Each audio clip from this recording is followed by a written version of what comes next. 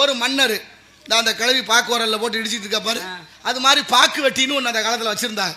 இப்போ மன்னர் பாக்கு வெட்டியில பாக்க வெட்டுறாரு, வெத்தலை பாக்கு போட தாம்பூலம் தரிக்க. இப்ப பாக்க வெட்டும் போது பாக்கு வெட்டி தவறுதலா விரல வெட்டி பிடிச்சு மன்னருக்கு ஒரு விரல்ல காவாசி துண்டாகி விழுந்துருச்சு. ரத்தம் கொட்டுது, துடிக்கிறாரு. அமைச்சர் அன்னைக்குன்னு 2 நாள் விடுமுறையில் போயிட்டாரு. எல்லாரும் வந்து மன்னரை விசாரிக்கிறாங்க. மன்னா விரல்ல தான் துண்டா பாச்சாம நல்லா இருக்கா, வலிதேவலையா, எப்படி இப்படி விசாரணை வந்து அனுதாபப்படுறாங்க. 2 நாள் சென்று மந்திரி வந்துட்டாரு. மந்திரி வந்தவர் மன்னரை பார்த்து, மன்னா வணக்கம், நான் வேலைக்கு வந்துட்டேன்னு போயிட்டார். இவருக்கு ஒரே கடுப்பு, விரல் துண்டாகி போச்சு, 2 நாள் ஆச்சு. இந்த ஆள் வந்தவர் என்ன ஏதுன்னு கூட கேட்காம கண்டுக்காம போறான்னு கோவம். ஆள் விட்டு மந்திரியை கூப்பிடு, இங்க வாங்க, இன்னைக்கு தானே வேலைக்கு வந்தீங்க, 2 நாளாக விடுமுறையில் போனீங்கல்ல. ஆமாம், வந்தது வராது வணக்கம் போயிட்டீங்கள, எனக்கு விரல் துண்டானது உங்களுக்கு தெரியுமா தெரியாதான்னு கேட்டார். தெரியும்னாரு.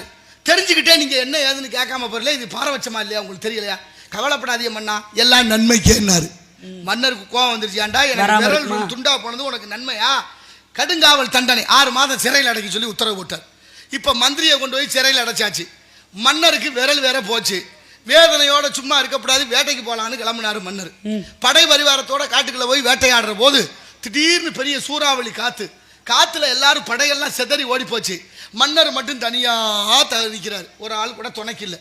அந்த நேரத்தில் அந்த காட்டில் காட்டுவாசிகள் வாழ்வாங்களா, காட்டுவாசிகள் அவங்களுடைய வனதேவதைக்கு வருஷம் திருவிழாவுக்கு நரபலி கொடுக்குற வழக்கம். இப்படி தேடி வந்தாங்க. இவர் சிக்கிட்டாரு மன்னர். மன்னரை கட்டி தூக்கிட்டு போயிட்டாங்க. தூக்கி கொண்டு போய் ஆடையை உடுத்தி தலையில தண்ணியை ஊற்றி மாலையை போட்டு இவரை தான் இன்னைக்கு வனதேவதைக்கு பலி கொடுக்கணும்னு வெட்டுறதுக்கு முடிவு பண்ணிட்டாங்க.